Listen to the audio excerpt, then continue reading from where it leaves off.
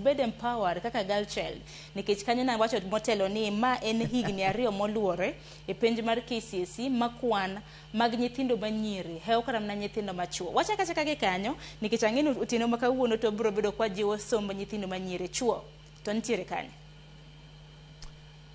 Sharon adwa koni ni part of my passion is also the boy child.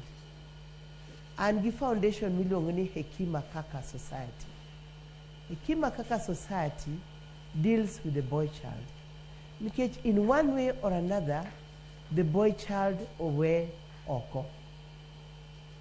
Okwa pay a lot of attention to the boy child, kaka wamiyo girl child. And nikech Joma Aoko, we have a lot of foundations for the girl child.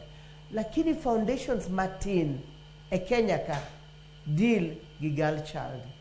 And that creates a lot of gender inequality. To gimati more, nyathima wuoyi kokijiwo, because of the single motherhood, mabed ntie Kenya matindo medore, onge dichuo ma nyathi neno kaka role model. Koro ka nyathi neno mana min gi kende, openjore ni to chuo manyalo luwo kanye.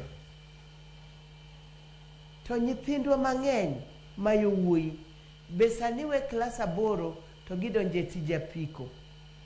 Giwe klas 8 to gidonje nam, gidhi nam. To because of also lack of parenting, nyithindo mang'eny dhie drugs, dhie kongo at a very young age. So akwayo jothurwa kata jopuonj mantie mbalariany mantie secondary school mantie primary school ng'ieuru nyithindo mayowuoyi.